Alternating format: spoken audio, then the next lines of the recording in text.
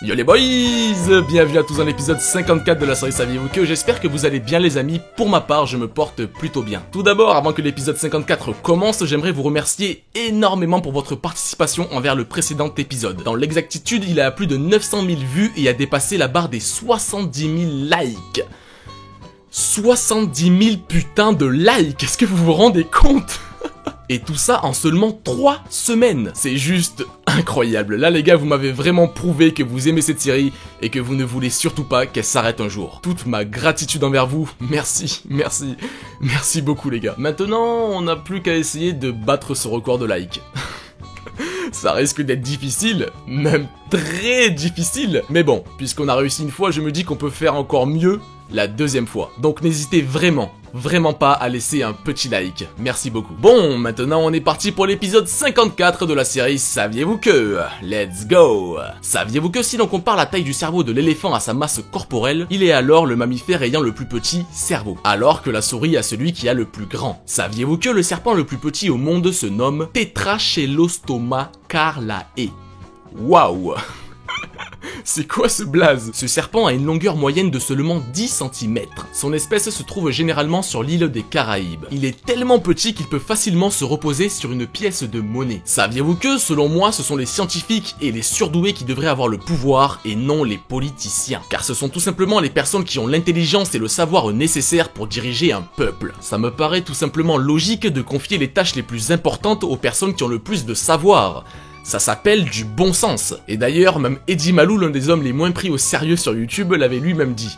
Écoutez. C'est-à-dire la politique est encadrée par les scientifiques que nous sommes, Sciences Po et administrative. Les politiques ne restent qu'un sens, un cadre vers sous contrôle des scientifiques. Nous le savons, nous dirigeons, nous contrôlons, nous rabibochons le monde entier. Alors si nous ne sommes pas présents, rien ne peut marcher parce qu'on va créer l'impérativisme. Si vous n'êtes pas savant, génie, poète, ce n'est pas votre place. Et oui les amis, Eddie Malou ne dit pas tout le temps n'importe quoi. Pour les personnes qui veulent avoir une pensée plus profonde sur la chose, je vous conseille la vidéo Les Surdoués d'Ernesto 2.0 qui en parle très bien. Saviez-vous que le Japon est le plus gros exportateur de cuisses de grenouille? Étant petit, ça m'est déjà arrivé de goûter, mais maintenant étant grand, je sais pas si j'y arriverai. Peut-être que j'ai une vision trop réaliste de la chose. Saviez-vous que Non, ça va pas être... Je suis obligé de le lire les gars. Saviez-vous que hippopotomonstrosecifpedaliaphobie est la phobie des mots trop longs? C'est quand même très paradoxal de savoir que les personnes atteintes ne peuvent même pas prononcer le nom de leur propre phobie. Saviez-vous que la langue d'une girafe est de couleur noir bleuté? En parlant de girafe, saviez-vous que c'est l'animal le plus grand du monde? Et là bien sûr on parle en termes de hauteur. Ses caractéristiques physiques font qu'elle est considérée par la NASA comme le modèle idéal pour étudier l'effet de la gravité sur la circulation sanguine. Ils ont même copié son réseau sanguin pour réaliser la combinaison anti-G. Et pour finir, saviez-vous que le cœur d'une girafe pèse entre 12 et 13 kilos? Pour vous faire une comparaison, saviez-vous que le cœur humain à l'âge adulte ne pèse seulement que 300 à 350 grammes? Saviez-vous que Yuma est la ville la plus ensoleillée de la planète? Sur les 4380 heures d'ensoleillement possibles chaque année, le soleil brille sur Yuma pendant environ 4015 heures. Pour vous faire une petite comparaison, le soleil à Paris n'est visible que 1739 heures par an. Saviez-vous que le boomerang n'est pas spécifique à l'Australie? Le plus ancien objet connu présenté comme un boomerang vieux de 23 000 ans a été retrouvé en 1985 lors d'une fouille archéologique à Oblazowa en Pologne. Saviez-vous que la boule de foin qui roule dans les films de western s'appelle un virevoltant? C'est la partie hors du sol d'une plante qui se sépare de la racine une fois sèche. On peut retrouver ce genre de plante dans les déserts du nord des États-Unis. Je sais pas vous, mais personnellement, quand je vois ce genre de plante, je suis obligé de penser à un duel de cow-boy. En même temps, les rares fois que j'ai pu apercevoir ce genre de plante, c'était justement dans des films de cow-boy. Saviez-vous que, est-ce que le mégalodon existe-t-il encore à notre époque? Juste avant qu'on débatte sur son existence, je tiens beaucoup à vous montrer un petit extrait de l'épisode 39 de la série Saviez-vous que qui parle justement du mégalodon. Bon visionnage, on se retrouve juste après. Saviez-vous que vous connaissez tous le requin? Mais connaissez-vous son ancêtre? Le mégalodon.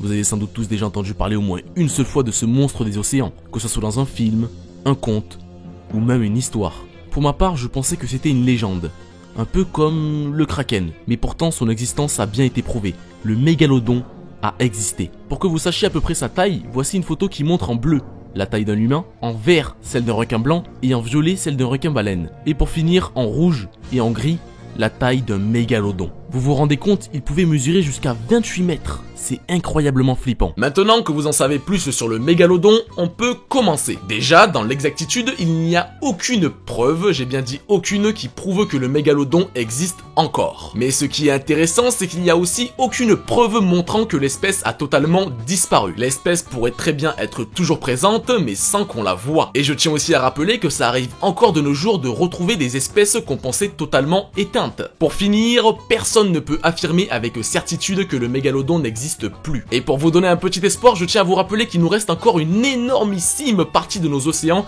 à explorer et à découvrir. Donc pour les fans du mégalodon, ne perdez pas espoir. Saviez-vous que, limité par des contraintes biophysiques, il a été calculé que la hauteur maximale d'un arbre se situe entre 120 et 138 mètres. Le transport d'eau jusqu'au sommet de l'arbre étant le facteur essentiel qui limite leur taille. Et saviez-vous que l'arbre le plus grand du monde à ce jour, appelé Hyperion, est un séquoia sempervirre et mesure 115 mètres. C'est exactement la hauteur du deuxième étage de la Tour Eiffel. Saviez-vous qu'une pièce de 1 euro pèse 7,5 grammes avec un diamètre de 23,25 mm.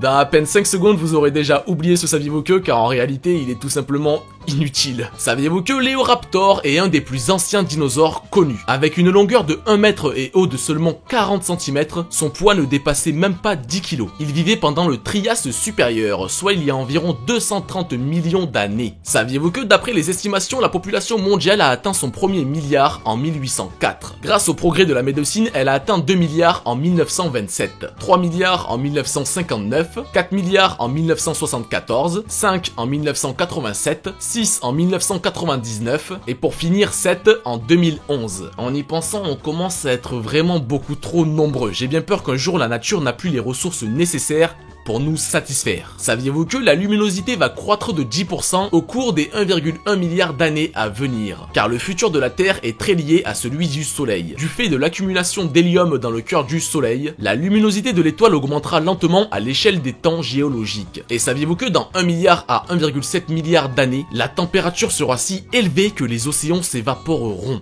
Oui, ça fait flipper. Mais rassure-toi, tu ne vivras bien sûr jamais assez longtemps pour assister à ce spectacle. Enfin, en disant ça, je ne sais pas si je t'ai réellement rassuré. Saviez-vous que le plus grand nombre de canards plastiques flottant en même temps a été battu début 2009, où 205 000 canards en plastique ont flotté sur la Tamise, à l'occasion de la 3e édition de la grande course aux canards. Malheureusement les boys, ce Saviez-vous que numéro 54 est à présent terminé, j'espère vraiment de tout mon cœur que vous l'avez apprécié. Si c'est le cas les amis, comme d'habitude, n'hésitez pas à laisser le petit like qui fait bien sûr toujours plaisir. Et n'oubliez surtout pas ce que je vous ai dit au tout début de l'épisode, nous avons un putain de record de malade à battre. Je vous rappelle quand même qu'il est de 70 000 putains de likes. Est-ce que... Attends. Est-ce que vous vous rendez compte? 70 000 likes! Comment on va faire quoi? Je ne sais pas. Bref, bonne chance à vous les amis, je compte sur vous. Et on verra bien, peut-être même qu'au prochain épisode je serai là. 100 000, vous avez fait 100 000. Non, 100 000 ça me paraît quand même assez impossible, mais bon. Qui ne tente rien n'a rien. Essayons. Bon, maintenant passons au bonus, pour remercier les personnes qui sont restées jusqu'à la fin de l'épisode. Merci beaucoup les gars. Pour me faire une petite estimation des personnes qui restent jusqu'à la fin, n'hésitez pas à marquer dans les commentaires « Je suis un survivant ». Comme ça, je pourrais savoir en quelque sorte combien vous êtes, même si je sais qu'il y a des personnes qui ne likent pas, qui ne commentent pas, qui ne font strictement rien, mais qui sont présents à chaque épisode, et je vous remercie. Je vais vous appeler... les fantômes de la chaîne. Ouais, vous êtes là, vous voyez, vous ne faites rien, mais vous soutenez, intérieurement. Et d'ailleurs, si t'es un fantôme, marque tout simplement « Je suis un fantôme » dans les commentaires. Il y aura plein de « Je suis un fantôme »,« Je suis un survivant », ça va être n'importe quoi. Bref, si t'es un fantôme, marque « Je suis un fantôme », si t'es un survivant, marque « Je suis un survivant », et si tu es... ouais, je ne sais pas. Bref, allez, on est parti pour le bonus, parce que là, ça part en couille. Allez, on est parti pour le bonus. Saviez-vous que... la plupart des gens ont tendance à envier les personnes qui sont nées riches. Mais pour ma part, je trouve que la vie n'a pas vraiment le mérite d'être vécue si on n'a pas travaillé pour accomplir ses rêves. Un exemple tout con, quand vous achetez un jeu vidéo, vous avez envie de jouer, d'apprécier, de découvrir le jeu avant d'arriver tout simplement à l'épreuve finale. Eh ben, je trouve que c'est un peu pareil pour l'existence. Une vie avec tout acquis de base, pour moi, n'a pas vraiment de sens. Appréciez votre vie, vivez heureux, c'était Sio Coco. À très bientôt.